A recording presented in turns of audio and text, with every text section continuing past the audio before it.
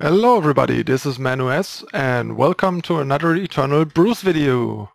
Today I got something sweet and fun for you. Not uber competitive, but really enjoyable and still very playable on ladder. So let's take a look. Skycrag Dragons.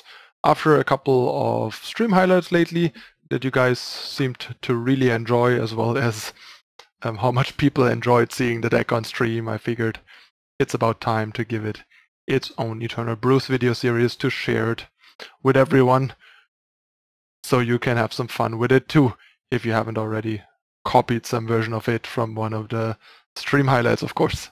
But yeah, here is the most recent version that I am at and that I like quite a bit. So let's dive right in. So this deck is basically kind of like a mid-rangey control deck in a way. It has a lot of control elements, but this ultimately falls more on the mid-range spectrum than the actual control spectrum, simply because the deck doesn't have late-game inevitability against most decks and just needs to get aggressive at a certain point and turn on the opponent, making it more of a control-ish mid-range deck than an actual control deck. Alright, so the deck is basically mostly removal, a bunch of dragons and a bit of card draw to tie it all together. So we have 4 Permafrost, 4 Torch, 4 Lightning Storm as cheap and efficient early game removal to deal with all sorts of stuff.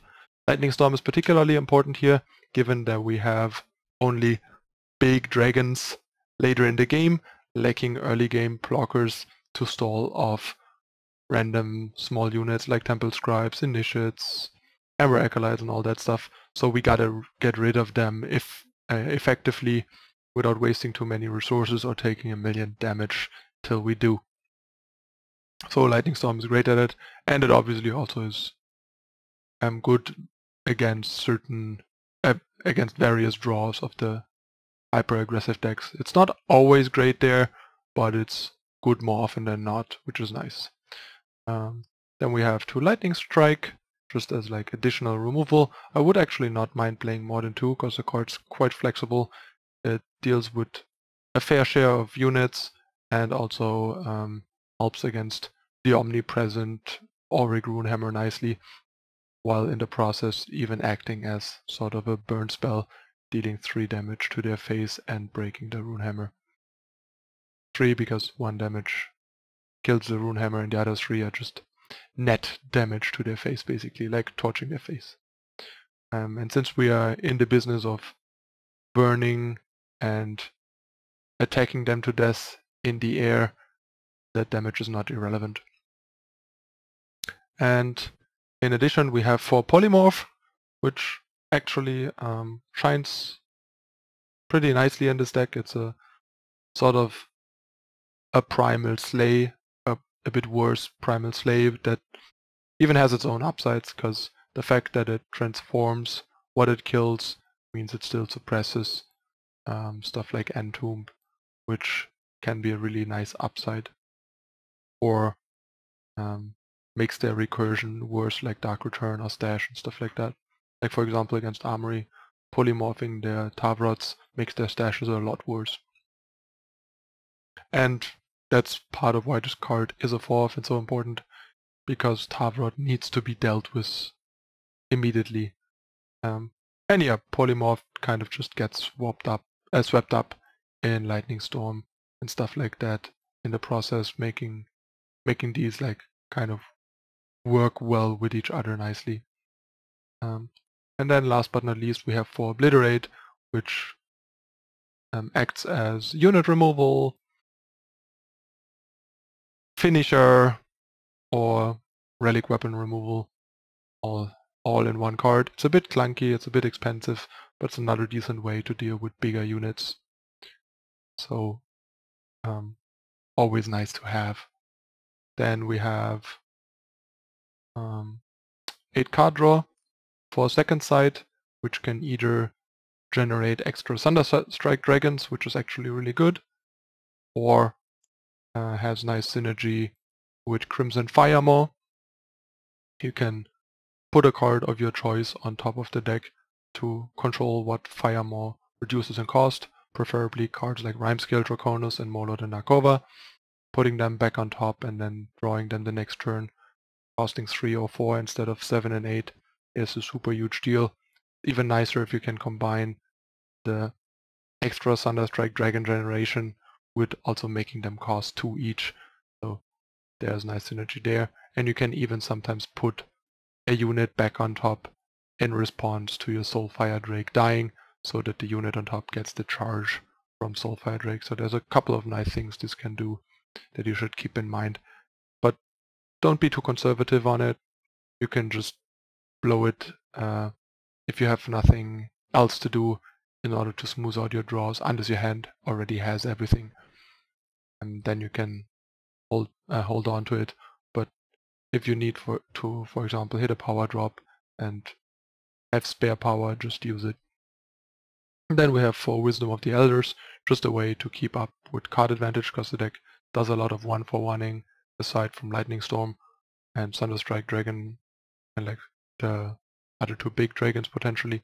So drawing some extra cards helps hit your power drops, get to 7 and 8 for Molot and Nakova, because we can't always reduce them in cost, and just keep up with the threats of the opponent to deal with the ones we have to deal with. And that only leaves the 13 dragons. And it's actually more by accident that the units in the deck are all dragons, because there's no payoff for being all dragons. And I also didn't do it because I wanted to build a theme or whatever. I just built the deck, looked at it, realized it's basically all dragons, because the initial version wasn't all dragons, it was just dragon heavy. And yeah, called it Skycrag Dragons because it was kind of like the outstanding feature of the deck, being a bunch of blue and red dragons. Okay, so we have 4 Crimson Firemaw, one of the sweet new toys from the Tale of Horus Trevor.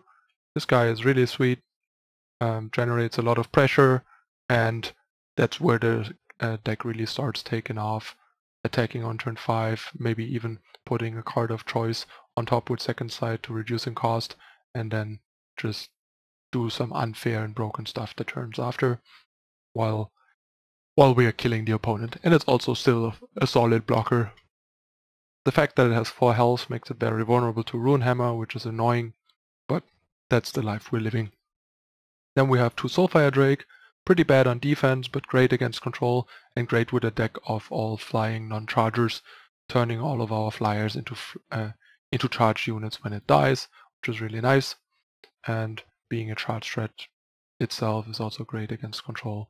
But yeah, since the card is situational, bad in multiples and bad against bad when behind, I only run 2. Then there's 3 Thunderstrike Dragons. This card is just amazing, very impressed by this card. This card is responsible for a lot of the winning the deck does, especially in conjunction with second sight, and it's possible that the deck should even run 4, because the card is just really impressive. Once you start like spitting out Thunderstrike Dragons, a lot of decks just can't handle it and cave to it. So yeah, one of the all-stars of the deck. Then there's 2 Rimescale Draconus, another pseudo board sweeper basically, since we don't have actual sweepers like Harsh Roll, we only have Mini Sweeper and Lightning Storm, and this is a nice way to get some extra stabilization and board control back, alongside the 7/6 body, which also blocks a lot of units. So yeah, there's 2, because the card is still kind of situational and pretty underwhelming when played without the summon trigger being relevant. And then last but not least, we have Molot and Nakova. It is possible that it should be 3 and not 2, but the problem is like 8 is a lot and the deck only has 32 power, and can't even spark it that reliably, making it mostly an 8 power, 8/8 flying Aegis, which is still good. But yeah, that's why I split it like 2 Rimescale and 2 Molot and Nakova. To have a bit of a better curve, a bit more reliable and faster pseudo sweeper effect, and then the Molot and Nakova power punch. Since we have a fair share of card draw, so we have a reasonable chance of drawing into 1 at a certain point without having our opening hands clogged up too often by Molot and Nakova. But yeah, maybe 3 is the sweet spot. I had 3 for quite a while, and just recently when I added the 2 Rimescale back in, shaved 1 to make room, because the 3 have been clunky occasionally. But yeah, 8/8 Aegis is really good, and the opponent needs like one of the few answers that answer multi-faction, big multi-faction units, and a way to pop the Aegis, because this is not one of those Aegis units you can realistically relic weapon down, like most of the others. So yeah, that's it for the units. Then we have the power base, 26 power with 2 Cobalt monument. I had more monuments in the beginning, but I think they're just not that good and make the deck a bit slow, and also we want to hit 7 and 8 for these cards, so having too many monuments makes that even harder. So 2 seems fine. Maybe 3 works good enough, but yeah, right now I think 2 is probably the sweet spot. Then an additional 4 Seek power to help fix the power base further, and 2 Eilyn's Favor, just because the face Aegis is nice to have in a deck like this to make it harder to get burned out and stuff like that. Okay, that's the deck list.